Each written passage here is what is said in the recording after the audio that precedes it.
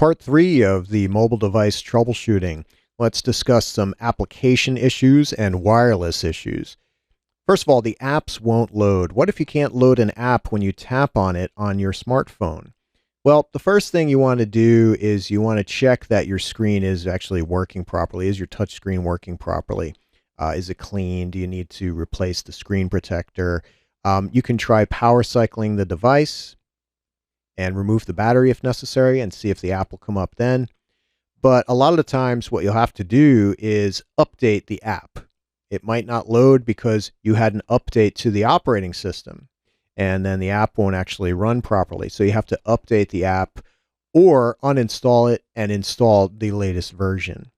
Now on the laptop, you may have seen that msconfig can disable some apps, and you can also do this in the task manager in Windows 8.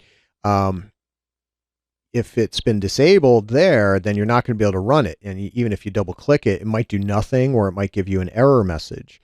So you want to see if it's been disabled in that msconfig or in the task manager and re-enable it so that it will run. And of course, you can also update it within the control panel if necessary.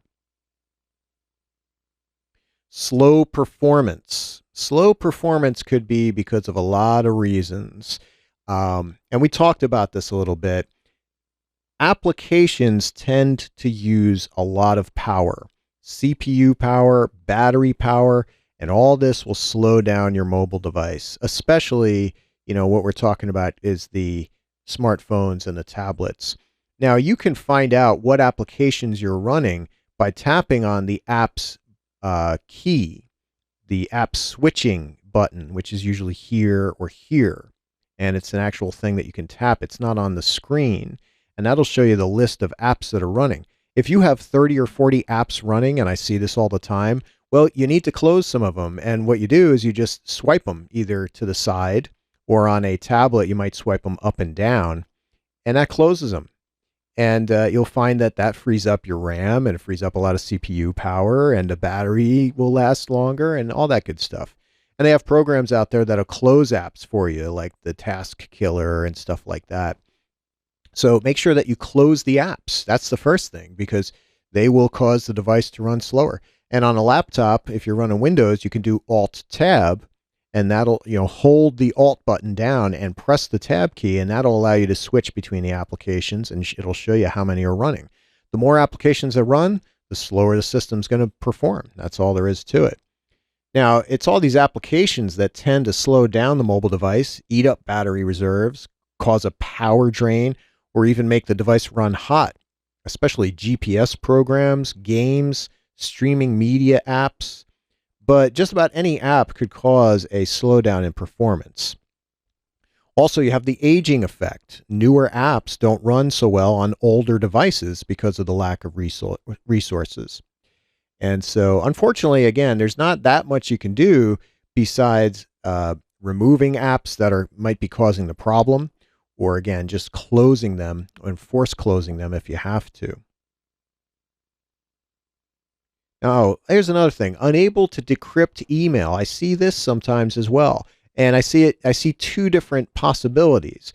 First of all, it could be that a person is connecting to an encrypted email system, and they might be using TLS or SMIME or something like that.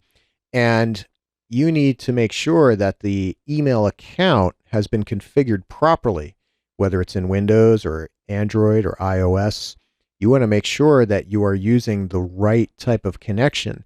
You don't want to use a POP3 email account if you're working with encrypted email. And let's say the person is using an account that uses encryption. You don't want to connect to that with a POP account. You want to use the correct protocols for that. You're going to want to use SMIME. You're going to want to use more than just a POP account. You're going to want to make sure it's an HTTPS connection that's using TLS. So you have to make sure that the protocol is correct, and you're going to want to check that on your device. Now, the second part to that is it could be that a person is getting their email, but the attachments cannot be decrypted. And that could be due to the program that's being used to decrypt them. If you're using the built-in decryption in Windows, that might not be what's necessary. EFS might not be what you want to work with. You might have to use WinZip or another program that a person used like PGP to decrypt those attachments.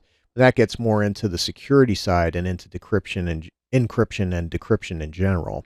So anyways, if you're unable to decrypt your standard email, make sure that you're using the right protocols.